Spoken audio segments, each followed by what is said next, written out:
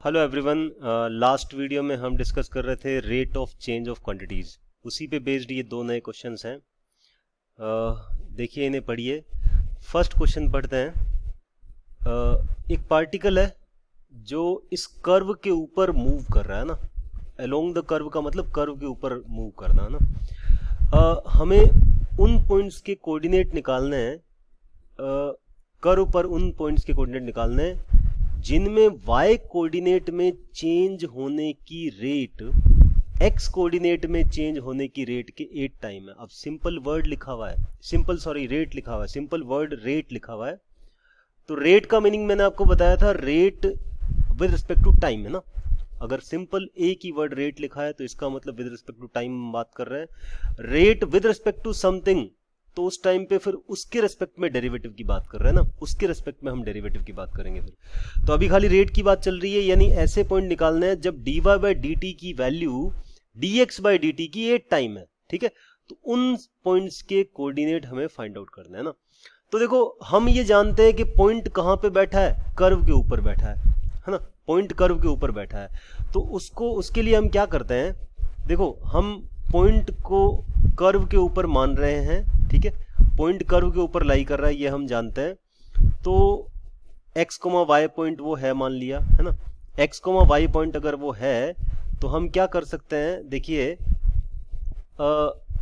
Curve पे वो point already लाई कर रहा है ना, तो मान लिया वो पॉइंट, आप चाहो तो h, k लिख दें, नहीं तो x, y चल रहा है, x, y कोई चलने दो। ठीक है, सॉल्यूशन के लिए आप क्या करें, सबसे पहला काम हमें क्या करना है, कर्व को दोनों साइड डिफरेंशिएट करना है। कर्व को दोनों साइड डिफरेंशिएट करना है, उससे हमें, और उसके बाद में एक रिलेशन काम में लेना है। वो रिलेशन क्या होगा, वो रिलेशन सर्टेनली आ जाएगा। देखो, हमें ये कहा है कि जो अपना कर्व था वो ये था। ठीक है, मान लिया वो पॉइंट x, y है ना, हम x, y पॉइंट की बात कर रहे हैं।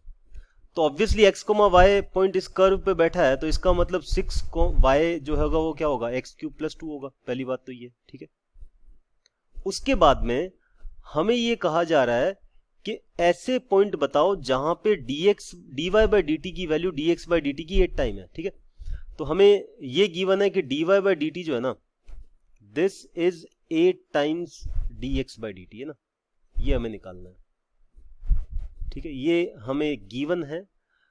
हमें वैल्यूज तो निकालनी है x और y की है ना, ये वाली वैल्यूज नहीं, कोऑर्डिनेट निकालना है ना, इसका मतलब x और y की वैल्यूज चाहिए। जब ऐसा होता है तो क्या करते हैं, इस कर्व को पहले डिफरेंशिएट करते हैं विद रिस्पेक्ट टू टाइम है ना, with respect to t differentiate किया तो 6 time dy by D T will become 3x² dx by D T. अब ध्यान से समझें इस चीज को कि ये इससे कैंसिल हो गया, ये 2 आ गया।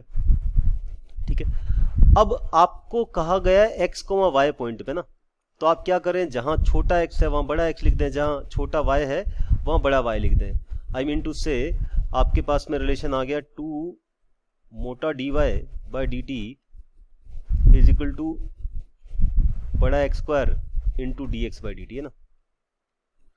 अब देखो, हमें कहा गया dy बाई डी टी क्या है भाई, dy बाई डी टी तो 8 times dx by D T है ना। y में चेंज होने की रेट x में चेंज होने की रेट का 8 टाइम है, ये हमें गिवन था। तो मैं ये कहना चाह रहा हूं, यहां पे हमें क्वेश्चन में क्लियर है कि dy बाई डी टी को लिखा जाएगा 8 time dx by D T, तो ये 16 time dx by D T बन जाएगा। ठीक है, ये रेट ऑफ चेंज है, x कोऑर्डिनेट में रेट ऑफ चेंज है। ये ऑब्वियसली नॉन जीरो नंबर है, रेट ऑफ चेंज है, तो ये कट गया है। ये कटने के बाद में x की 2 पॉसिबल वैल्यूज आई है बच्चों। x² जो है 16 है, तो x की वैल्यूज क्या आ जाएंगी, 4 एंड -4। अब हमारे पास में एक रिलेशन, ये पहले मैंने लिखवा दिया, ये रिलेशन है। ठीक है, इस रिलेशन में अगर हम x को 4 डालते हैं तो हमें 6y की वैल्यू कितनी मिलती है, 64 + 2 दैट इज 66। तो इससे कॉरस्पॉन्डिंग y की वैल्यू आ रही है 11। तो एक पॉइंट तो आपका मिला 4,11। ठीक है, एक अगर हम x को, बड़े वाले x को -4 लिखते हैं तो 6y की वैल्यू मिलती है हमें -62। बड़े वाले y की वैल्यू क्या मिली, माइनस का 31/3। देयर आर 2 पॉइंट्स, एक तो आ गया 4,11 और एक आ गया -4, -31/2, -31/3। ठीक है, ये फर्स्ट क्वेश्चन। सेकंड क्वेश्चन क्या था, देखो ये दो आंसर है, ये दोनों आंसर ऑप्शंस में नहीं थे, आप ऊपर जाके देख लें, ऑप्शंस में वो नहीं है तो नन ऑफ दीज आंसर आ जाएगा ना। ये क्वेश्चन एनसीईआरटी का है, ठीक है, एनसीईआरटी की एक्सरसाइज में ये है क्वेश्चन, 6.1 में ही ये क्वेश्चन है, ठीक है। तो ध्यान से समझ लें इस चीज को। हमने सिंपली क्या किया है, कर्व पे पॉइंट लिया, बड़ा वाला x, बड़ा वाला y है ना, ये पॉइंट लिया, कर्व पे सेटिस्फाई करेगा, कर्व को सेटिस्फाई करा दिया ना। फिर मैंने कहा कि ना dy बाय वो वाला पॉइंट निकालना है जहां पे y में चेंज होने की रेट x में चेंज होने की रेट की 8 टाइम्स है, तो ये अप्लाई किया, ठीक है, डिफरेंशिएट किया, छोटे x की जगह बड़ा x रखा, छोटे y की जगह बड़ा y रखा, तो सिंपली हमारे पास में एक रिलेशन आया, dx/dt से dx/dt को काट दिया क्योंकि वो नॉन जीरो टर्म है, क्योंकि रेट ऑफ चेंज है तो इसका मतलब जीरो हो गई तो फिर चेंज हो ही नहीं रहा, अभी तो चेंज हो रहा है, it means dx/dt non zero है, तो नॉन जीरो होने की वजह से हमने इसको कैंसिल कर दिया, ठीक है, दोनों साइड आ रहा था, काट दिया, x की दो वैल्यूज आ गई 4 और -4। अब ये 4 और -4 वो कर्व में रखेंगे, ठीक है, क्योंकि x बड़े वाले y की वैल्यू भी तो अभी निकालनी है, कोऑर्डिनेट निकालना है, दोनों कोऑर्डिनेट निकालना है, तो x की वैल्यू डाली और y की वैल्यू निकाल ली, तो x की वैल्यू के कोरस्पॉन्डिंग 4 के कोरस्पॉन्डिंग 11 आ रहा है, -4 के कोरस्पॉन्डिंग -31/3 आ रहा है, तो 2 पॉइंट आएंगे 4,11 एंड -4, -31/3, इन दोनों पॉइंट्स पे ऐसा होगा, इन दोनों पॉइंट्स पर ही ऐसा होगा, ठीक है। तो ये दोनों आंसर आएंगे, मल्टीपल आंसर क्वेश्चन बन के आ सकता है पेपर में ना। हाँ, दूसरा क्वेश्चन क्या था, दूसरा क्वेश्चन आप ऊपर जाके पढ़ लीजिएगा। देखो दूसरा क्वेश्चन अपना ये था, हमें कहा गया था कि एक ना लैंप पोस्ट है, उसकी हाइट हमें दी हुई थी, लैंप पोस्ट की हाइट हमें गिवन थी, है ना, वो थी 6 मीटर, ठीक है, मतलब ये लैंप पोस्ट है, मतलब यहाँ पे लैंप लगा हुआ है मान लीजिए, ठीक है, यहाँ पे एक लैंप लगा हुआ है, ये इसके कारण क्या होता है, यहाँ पे एक ना आदमी खड़ा है, ठीक है, लैंप अगर यहाँ लगा हुआ है, इस आदमी की जो हाइट है वो 2 मीटर है, ठीक है ना, ये आदमी खड़ा है, मान लो ये आदमी की शक्ल ही बना देते हैं, इसकी हाइट कितनी है, 2 मीटर है ना, इसकी हाइट गिवन है 2 मीटर।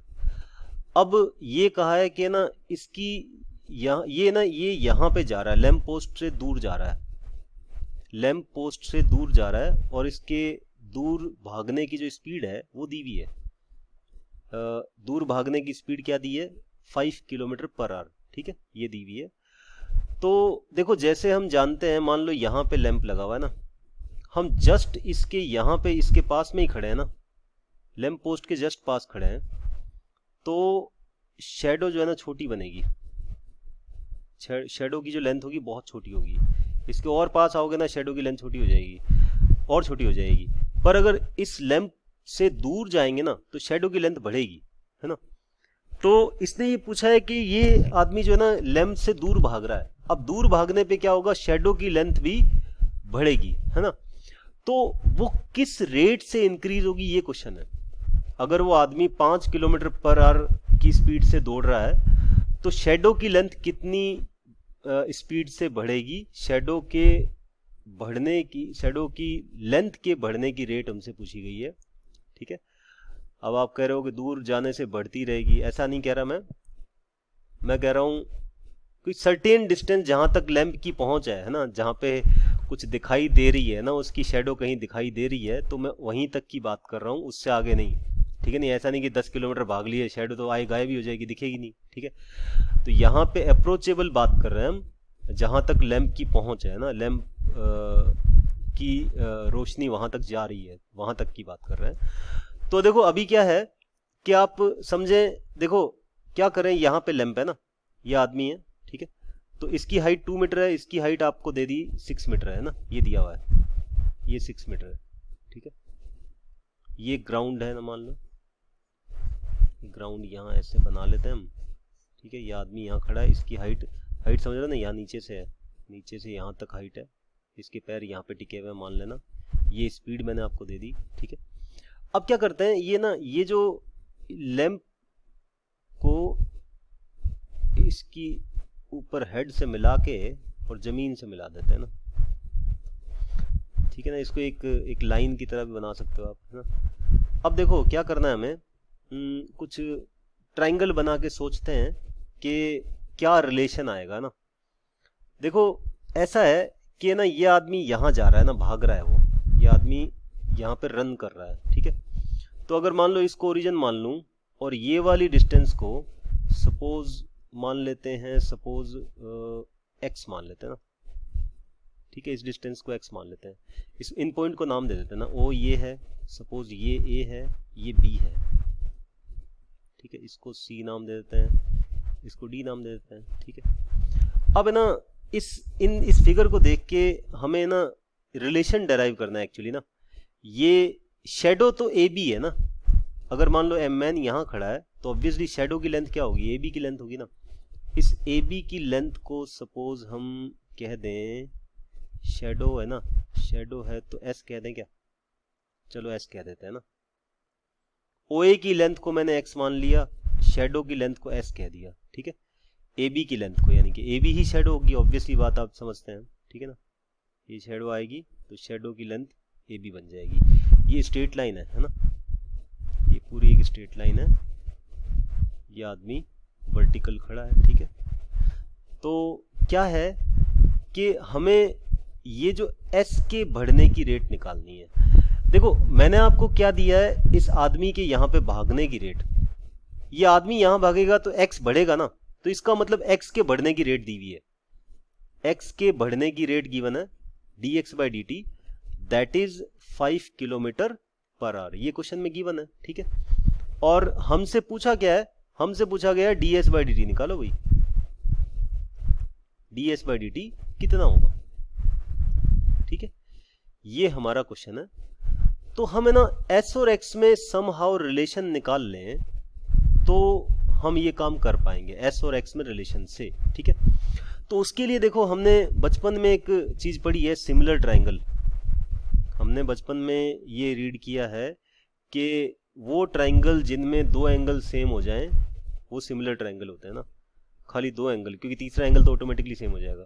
तो अल्टीमेटली तीनों एंगल जब सेम होते हैं तो ऐसे ट्रायंगल को सिमिलर ट्रायंगल कहते हैं। तो ये दो फिगर मेरे को दिख रहे हैं। एक ट्रायंगल हमें दिख रहा है, ये छोटे वाला ट्रायंगल ए बी सी कहते हैं, ए बी सी, ठीक है। एक triangle O B C, O B D, एक ट्रायंगल ए बी सी, एक ट्रायंगल ओ बी डी।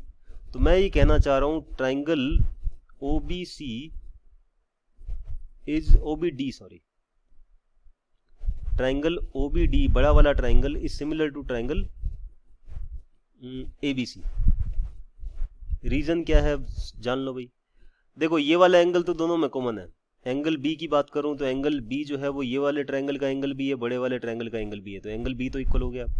उसके बाद में ये एंगल, यहां पे देखो ये वाला एंगल 90 है इस ट्रायंगल एबीसी में, ठीक है। ऑब्वियसली वो वर्टिकल खड़ा है आदमी ना, और यहां पे ऑब्वियसली ये लैंप पोस्ट भी वर्टिकल, ठीक है, वर्टिकल वॉल पे या कहीं पे लगा हुआ है वो लैंप पोस्ट, है ना। तो अल्टीमेटली ये इस तरीके से वर्टिकल टावर पे लगा होगा कहीं, है ना। तो अल्टीमेटली ये बी मतलब एक दो एंगल इक्वल आ गए, एक तो दोनों राइट एंगल और एंगल बी जो है कॉमन एंगल है, ठीक है। अब देखो ये ट्रायंगल मैंने सिमिलर करवा दिए। अब सिमिलर ट्रायंगल की प्रॉपर्टी क्या थी कि इक्वल एंगल के सामने वाली साइड्स का रेशियो इक्वल होगा, है ना। तो यहां ये देखें एंगल बी में, एंगल बी दोनों में कॉमन है, ठीक है। एंगल बी के इक्वल है, एंगल बी के इक्वल है।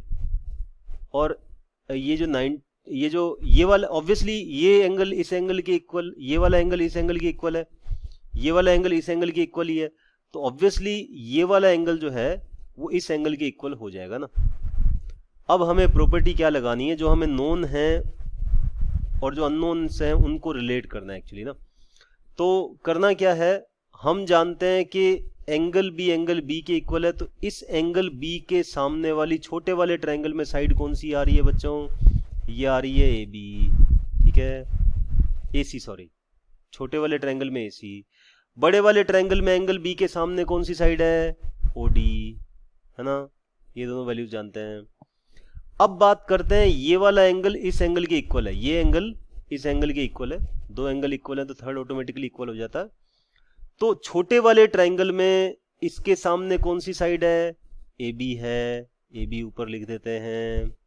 जो जिस ट्रायंगल की साइड यहां ऊपर लिखी है वही ट्रायंगल की साइड यहां ऊपर लिखेंगे, ये हम 10th क्लास में पढ़ चुके हैं।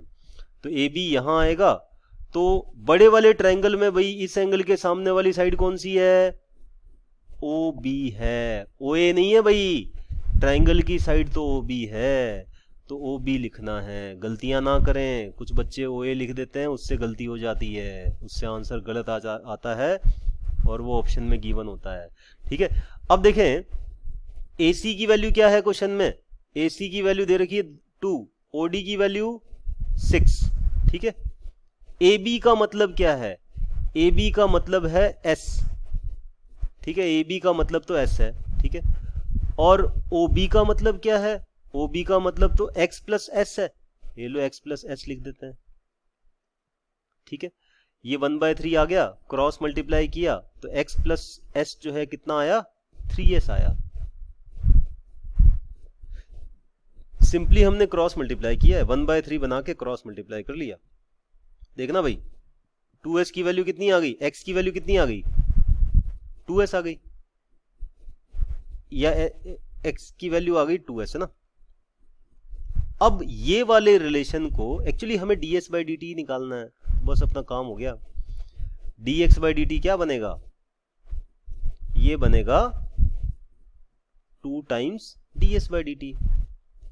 ठीक है, देखो dx बाई डी टी का मतलब x के बढ़ने की रेट, यानी इस बंदे के दूर जाने की रेट, वो आपको दे रखी है, dx by D T already given है। ds बाई डी टी का मतलब शेडो के बढ़ने की रेट, शेडो के बढ़ने की rate ds by D T हो जाएगी, वो 5/2 क्लियरली दिख रही है। ठीक है, ds बाई डी टी क्या आ जाएगा, इसका हाफ, ये वाली वैल्यू आपको 5 गिवन है तो 2 यहां डिवाइड करोगे तो 5/2 kilometre per hour, this is the answer. ठीक है, लॉजिक समझ लें ध्यान से। ठीक है, पॉज करके अच्छे से ऊपर नीचे करके देख लेना। तो ये जो रेट